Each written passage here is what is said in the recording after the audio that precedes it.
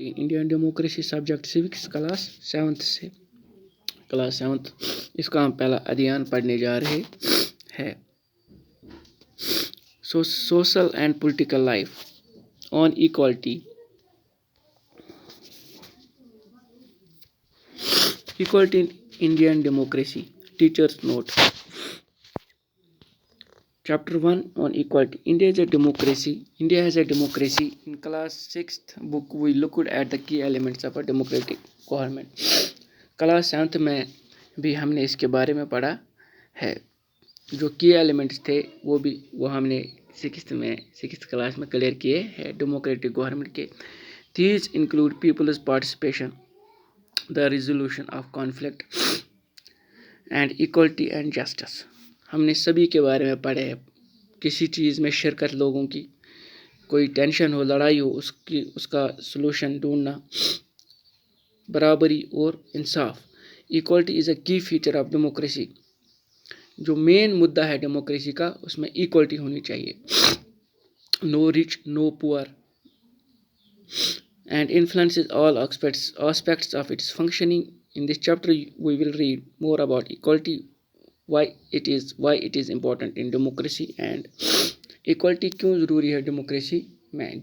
जहाँ भी लोकतंत्र है वहाँ सबको इक्वालिटी, सबको एक ही नज़रिए से देखना चाहिए या एक ही तराजू में तोलना चाहिए।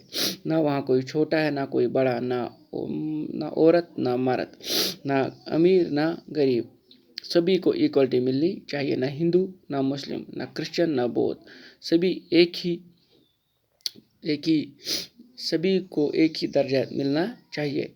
As far as democracy is concern, wherever democracy prevails, whether or not everyone is equal in India. Let us begin by looking at Kanta's story. हम चलो कांता की कहानी पढ़ते हैं। On election day, Kanta and her friend Sujata are waiting to cast their votes. Election का दिन है, vote cast करना है। कांता और सुजाता दोस्त है, तो ये अपना वोट डालने के लिए एक कतार में खड़ी है। ये औरतें हैं। Equal right to vote. The story above begins with Kanta standing in line to cast her vote. एक जो स्टोरी है ये शुरू होती है कांता से, जो वोट डालने के लिए लाइन में खड़ी है। Look again at the various people who are standing in line with her. बहुत सारे लोग उसके साथ खड़े हैं कतार में, ताकि वो अपना वोट कास्ट करे। Kanta recognizes her employer. Kanta ने अपने एम्प्लॉयर को रिकॉग्नाइज किया। Ashok Jain and Chhote Lal her neighbour.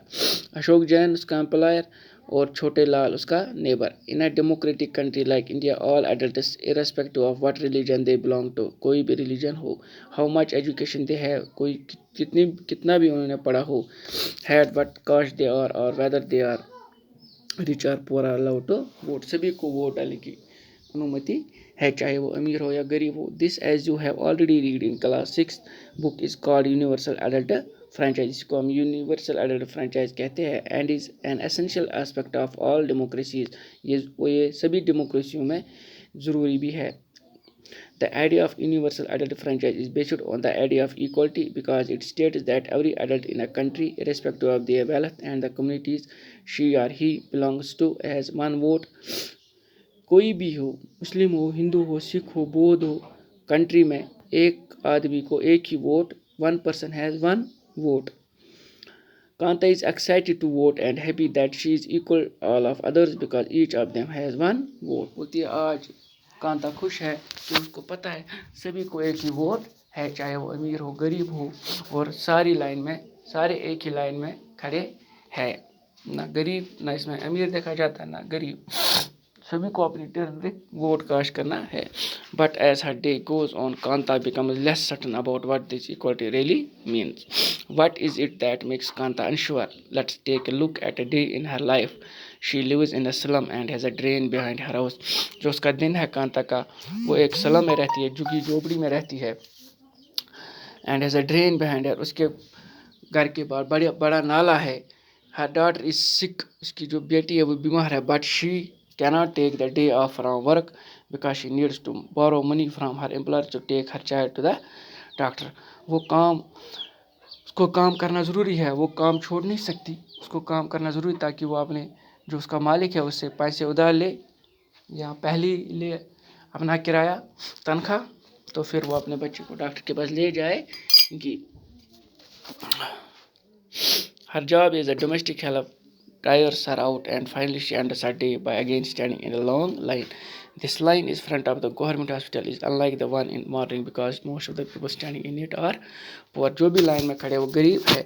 Other kinds of equality. Kante is one of many people who live in democratic India and who have the right to vote, but whose daily living and working conditions are far from equal. Apart from being poor, people in India experience inequality in different ways.